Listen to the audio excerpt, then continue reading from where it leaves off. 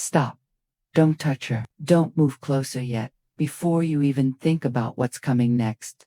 Take a breath, because what you're about to do could change how you see yourself forever. Now, before we dive deep into this, tell me something. Where are you watching this from right now? Drop it in the comments below. I love seeing men from all over the world: Brazil, Pakistan, Spain, Egypt, the US, Greece, tuning in, trying to become stronger, calmer, more stoic. All right, now let's talk. Every man wants to be good in bed, but the stoic man, the disciplined man, doesn't just want pleasure. He wants control. He wants depth. He wants to lead not with lust, but with strength.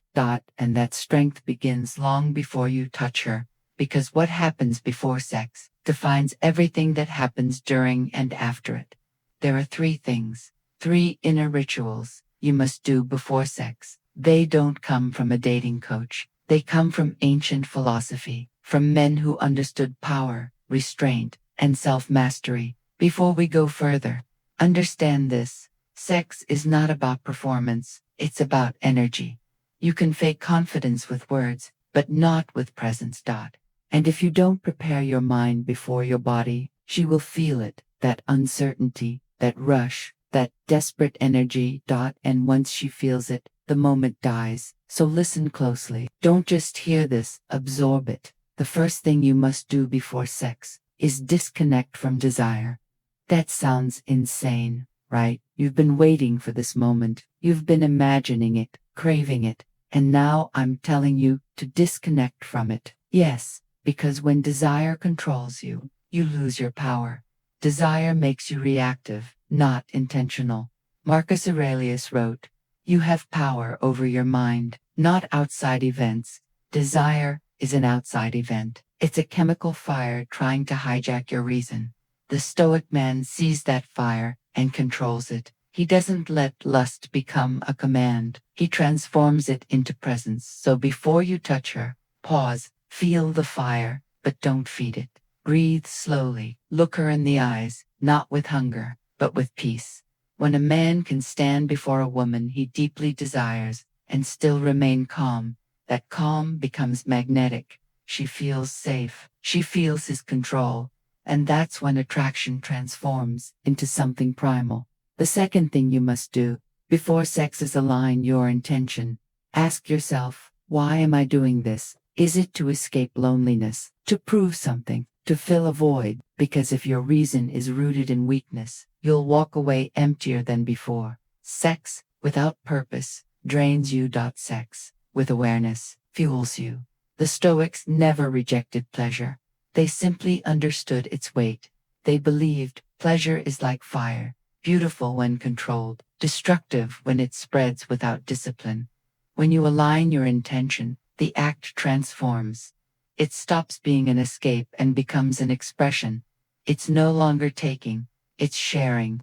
And that shift from hunger to harmony changes everything. She feels it. She feels when you're not trying to conquer her body, but connect with her soul. Now, the third thing, the hardest, the rarest, is to reclaim your energy. Here's what most men don't understand. Your energy before sex decides your energy after sex. If you go in desperate, seeking validation, you'll come out drained. But if you go in grounded, detached, you'll come out stronger. Your energy is sacred. It's the fuel of your confidence, your clarity, your drive. When you give it away unconsciously, your mind becomes foggy, your focus fades, your ambition weakens. That's why after meaningless sex, men often feel empty, not because of guilt, but because their energy wasn't aligned with purpose. So before sex, do this. Sit in silence for a minute, breathe, visualize yourself as a mountain, steady. Calm, unshakable. Let your breathing slow your heartbeat. Let your heartbeat slow your thoughts. You're not doing this to perform better. You're doing this to be present. The modern man rushes into sex like it's an achievement. The Stoic man enters it like it's a meditation. He knows that his control, his calm, his grounded presence, that's what makes her melt. Because women don't crave chaos. They crave certainty. And the man who can control himself before sex can control the moment itself. Now, let's go deeper. Before sex, most men look outward at her body, her movements, the anticipation. But the Stoic man looks inward. He observes his thoughts. He asks, am I being led by desire? Or am I leading desire? That question alone separates boys from men. Seneca once said, no man is free who is not master of himself. That truth echoes louder today than ever before. In a world of instant gratification, where swipes replace connection, and dopamine replaces depth, mastery is rebellion. When you control your urges, you become untouchable. You stop chasing, you stop proving, you start choosing. And here's the paradox. When you stop chasing, women start pursuing, because your energy shifts from I want her to I am enough. That's the most powerful energy a man can have. She feels it before you speak. So when you stand before her, grounded, peaceful, not desperate, not needy, you radiate something rare, masculine certainty. It's not arrogance, it's not indifference, it's calm confidence. It tells her, I want you, but I don't need you.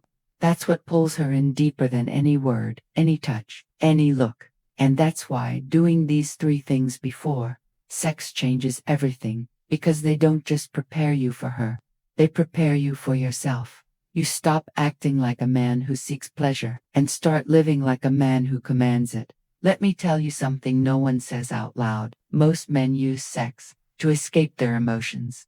Stoic men use it to connect with them. They see it as a mirror.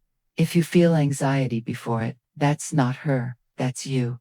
If you feel guilt after it, that's not the act, that's your intention. So the real preparation isn't physical, it's mental. The ancient Stoics practiced detachment not to avoid love, but to deepen it, because when you're detached from outcome, you can love purely, you can desire without desperation. You can connect without control. That's power. Remember this, before sex, your energy defines the experience. After sex, your energy defines the memory.